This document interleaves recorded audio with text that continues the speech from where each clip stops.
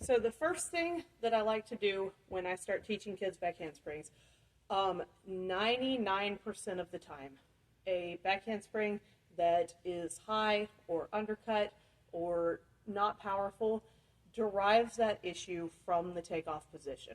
And so oftentimes even messy legs are happening because they're so far leaned forward that when they throw their chest backward, they're using all their lower back flexibility, and it forces their legs apart because they don't have enough without going into their hips as well. So we want to start out by working on the good sit back position before they ever even start trying to train anything that resembles a back handspring. We start to learn how to go into it. And for that, I like to put a cheese mat up against the wall because it really encourages letting the weight move backwards. If you don't have enough extra cheese mats, this can absolutely just be done up against a wall or a block that's stabilized or something like that. You just need something that's going to support their back. They're going to stand about shoulder width away from the wall. It will be, more for bigger kids who have longer legs, less if you're a little teeny tiny 5-year-old. Standing tall, looking straight forward, you're going to push your toes into the floor and just let your whole body fall backward, tight and straight. Boom. Just like that. Once they are comfortable doing that, it's going to be same thing, but right before their back hits the wall, they're going to drop their hips and bend their knees and go into a sitting position. Boom. Notice that I am keeping my arms down to start for now. I personally find that it is easier to get good results if the kids are focusing only on one thing. Adding the arm swing too early tends to result in them focusing so much on that they forget to do this part correctly. So I teach arms down until we're comfortable with the spotted back handspring, and then we can start arms up, come down as you sit, and then swing as you go into it. So next step, once they are hitting their sit position correctly and consistently, is going to be once they hit that sit position, they're going to swing their arms up and try to lift their hips and jump, pressing their back into the wall. Fall, sit, jump. And notice that I'm pushing my shoulders into the wall and pushing my hips out when I do that. Okay? Then, after that, another good thing to do before you start really doing back handspring drills is to have the kids literally just, let me bring you over here so you can see.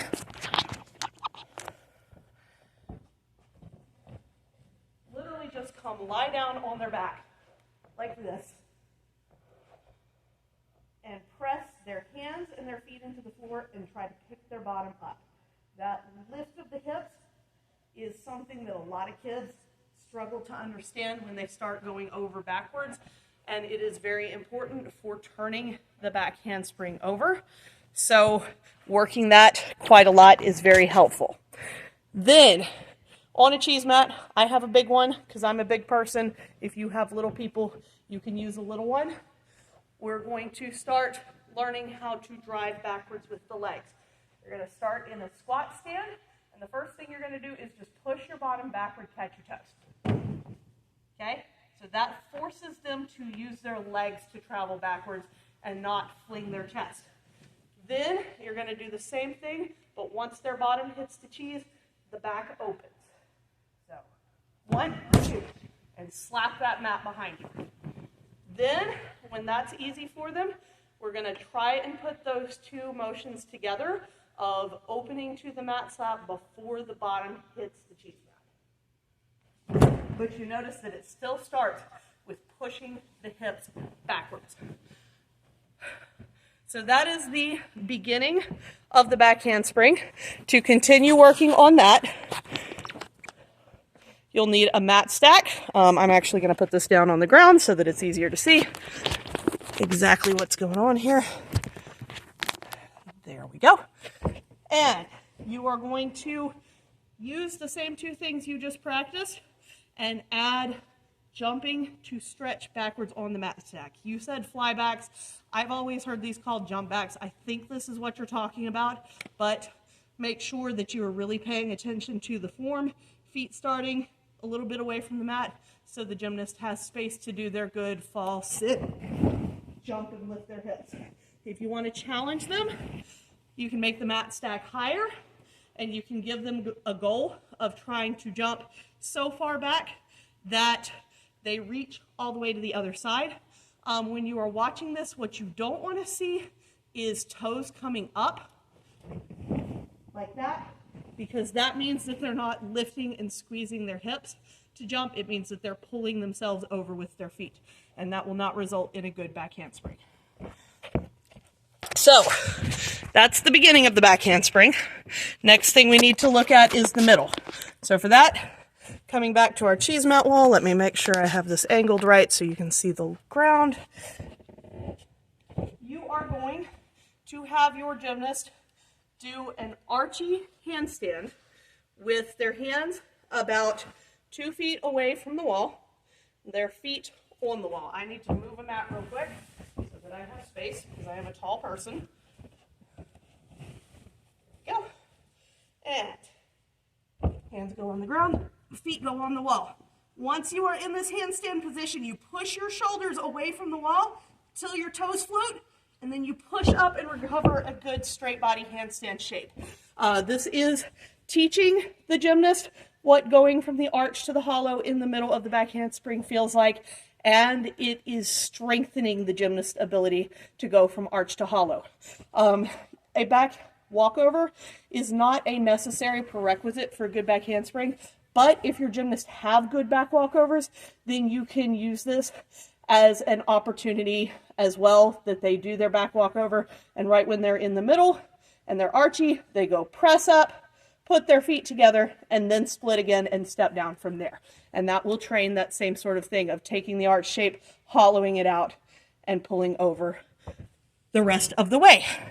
So then, for the end of the back handspring, what we're going to do is we are going to come over here to the station. I'm going to point you to look at my... This is not an 8-incher, it's a pit pillow. An 8-incher works as well. I just find that the softness of the pit pillow encourages them to be a little bit bolder with it. You can also put a sting mat or something like that stacked on top. This is a short one. If you have a long one, you're going to have them stand in the middle of the mat, handstand with their hands at the end, and go flat out on the mat.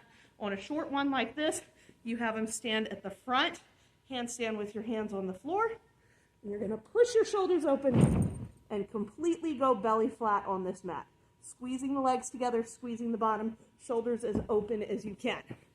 When that's easy, the next thing that you're going to do is you are going to, instead of just going completely flat, you're going to hollow your body, drive your toes down into the floor, and finish in an open shoulder push-up position.